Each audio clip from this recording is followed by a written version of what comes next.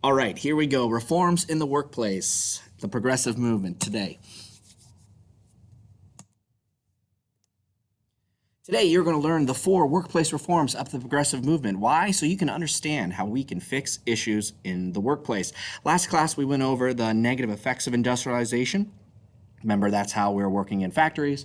And the progressive movement is all about fixing those problems. So, how are you going to prove it? When you can identify current issues that need reform in today's world, whether it's workplace or something else. What's the progressive movement? Fixing problems. Let's take a look at this.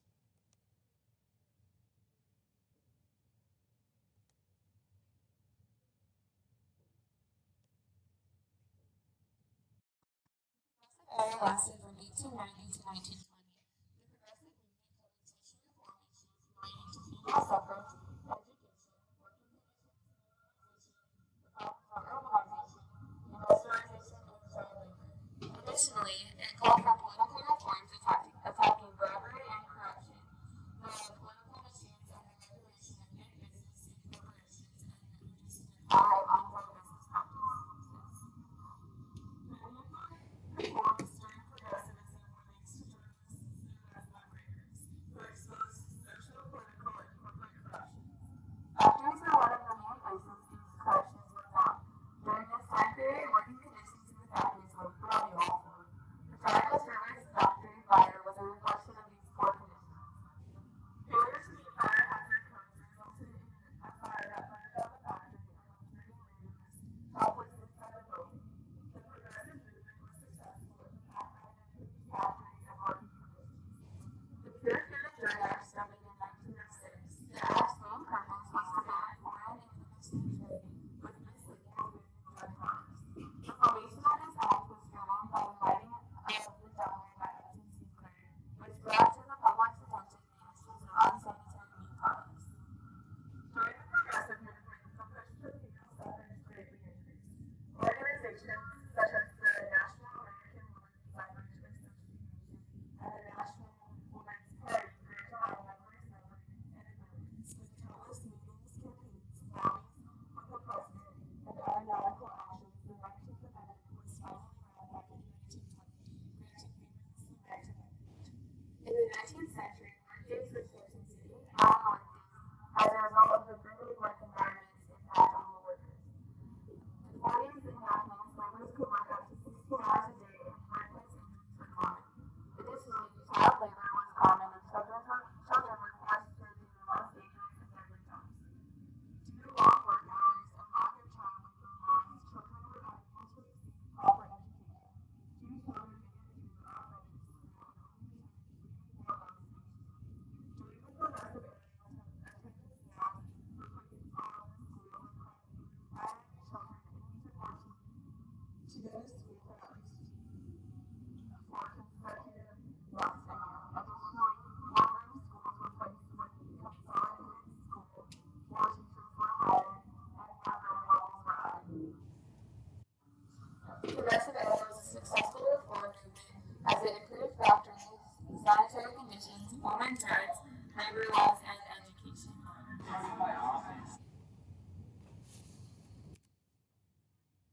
Okay, so as you saw there are other social issues that we're going to study in the future that the progressive movement is going to try to fix. Today, reforms in the workplace. This is an easy way to think of it for the progressive movement. It starts with problems. Right now, we're talking about the negative effects of industrialization, the problems for workers. And then there are going to be ways to fix the problems. For this, we're talking about a thing called labor unions and strikes. And then hopefully those ways to fix the problems leads to solutions, which are workplace reforms. Rise of organized labor. Right now, at the turn of the century, do workers really have any rights? No. Who owns everything? The boss. So one of the things that we're going to do during this progressive movement is we're going to create a thing called labor unions. The labor unions are going to deal with the problems in the workforce. So what is a labor union and what does it do? Number 1 on your notes. A labor union is a group of workers that get together to get better salaries and working conditions from their employers. Simply put, protects and fights for the rights of workers. Pretty much every kind of job has a labor union. Teachers have a labor union. Doctors have a labor union. Even NFL players have a labor union. Again, what does a labor union do and what is it? It protects and fights for the rights of workers. Question number 2, what was the first major labor union in our country? The first major labor union was the AFL, the American Federation of Labor. The American Federation of Labor, or the AFL. Another way to help fix these problems in the workplace are strikes. What is a strike or going on strike? A strike is when the union members stop working until they get better salaries or working conditions. Basically, you're trying to stop making the product so the boss can't sell the product and the boss can't make money. The important thing about strikes is strikes are more successful when all the workers do it, when all the workers are on the same page. If just one person wants to go on strike, is that really going to hurt the boss? No. Because what are they going to do? Just hire somebody else, because there are millions of people out there in the cities that can take your job. Are all strikes successful? No. An example of a strike is what we've seen in the Men Who Built America, the Homestead strike. Did the Homestead workers, the steel mill workers, get what they wanted? No. They did not get higher wages. They did not get shorter hours. They did not get safer working conditions. That strike was not successful. What is a scab? You can see that word right there on that primary source. Join our union, don't be a scab. West Virginia mine workers. We're not talking about like the kind of scab that you fall down, go boom, you got a boo-boo on your knee, the blood hardens and that's a scab. No, no, no. A scab here is someone that works when the union is on strike. So if one person just wants to go on strike, we just hire somebody else, they're a scab. If everybody goes on strike and we just hire a whole new workforce, they're called scabs. Do the workers that went on strike, do they like the scabs? Of course not. Why? Because they just made their strike useless. They've given all the power back to the boss because their product is still being made, and those people on strike are basically expendable. We don't need them, the boss thinks. So hopefully, the labor unions and the strikes can lead to workplace reforms. Remember, reforms mean changes or the solutions to the problems. Let's back up. What were the 4 negative effects of industrialization that we already learned? The first one was child labor.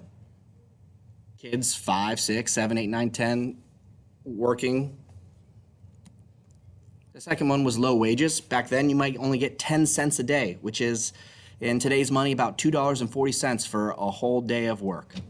Or 3, long hours. People working 10, 12, even 14-hour days. And lastly, it was unsafe. People were getting hurt, people were breaking bones, people were losing limbs, people were even dying in these factories back then. So let's do, what are the major workplace reforms? Number 1, if the negative effect, the problem, is child labor, then what would the workplace reform or the solution be? Think this is easy. If the problem is child labor, then maybe the solution should just be ban child labor. Make a law that does not allow companies, factories, to hire young kids to work.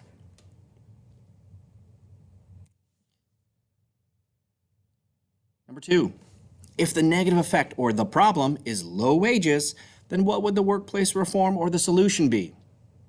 Don't overthink it. If the problem is low wages, then maybe we should just raise wages. That's why today we have minimum wage. We talked about that last class. I think the average minimum wage in our country today is about $7.25 an hour, which after we did the math, we know that that is probably not, no, that is definitely not enough to live off. Number 3, If the negative effect or the problem is long hours, then what would the workplace reform the solution be? Well, duh. Shorter hours. People shouldn't be working in a factory for 10, 12, 14 hours. That's why about the average workday today for Americans are about 8 hours a day. And lastly, if the negative effect or the problem is unsafe working conditions, then what would the workplace reform the solution be? It's easy. You got to make it safer. You need to have better laws and safety laws for workers and for bosses. Do we still protest things that need to be reformed or fixed in our country today?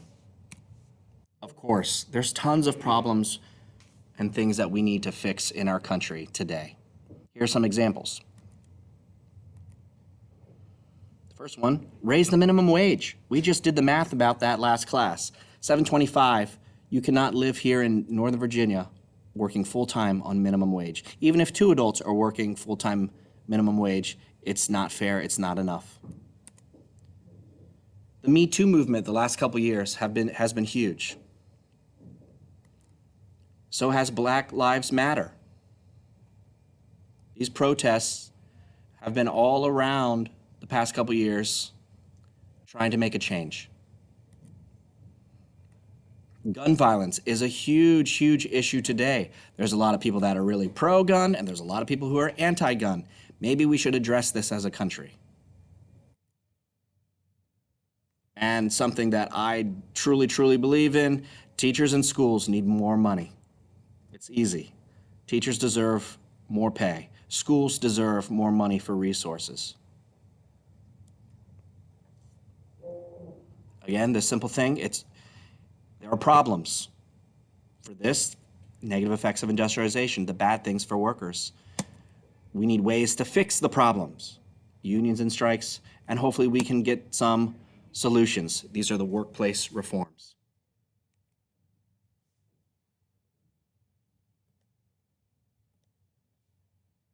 Most of us, Labor Day means time off from work, maybe a barbecue to mark the official end of summer. But how much do you know about what inspired its creation? The labor movement. The labor movement started around the Industrial Revolution, a time in the late 19th century when America exploded in size and wealth. Advances in technology created manufacturing jobs, and people moved to cities to work in factories. But it wasn't the workers getting rich. It was their bosses who raked in big profits by paying low wages for long hours. Fed up with big business, industrial workers created unions to fight for better conditions. Unions are the backbone of the labor movement. But what exactly did they accomplish? Well, for one, you can thank the labor movement for the work-free weekend. In the late 1800s, the average American worked as much as 100 hours a week. Unions held strikes to demand shorter work weeks and an 8-hour workday to make time for family relaxation. The most famous strike, the Hancock Promise, happened in Chicago on May 1st, 1886, with thousands of people taking their streets and their places in the Blue Valley. The labor movement also protested childhood. As black and white mothers and children during sad phases when their overall community capacity. Most kids weren't playing outside, but they were working in factories. In 1881, unions demanded that businesses stop hiring employees under 14, and so they created mechanisms to help them crack down on the company. Eventually, all those protests had results. In 1930, Congress passed a law called the Unional Labor Standards Act, which simply pushing out labor organically designed and set standards for minimum wage unions. In the 1930s and 1940s, workers were also able to negotiate collective agreements with other employees. Though union membership is on decline today, it's undeniable that the labor movement forever changed the way Americans live, work, and their lives.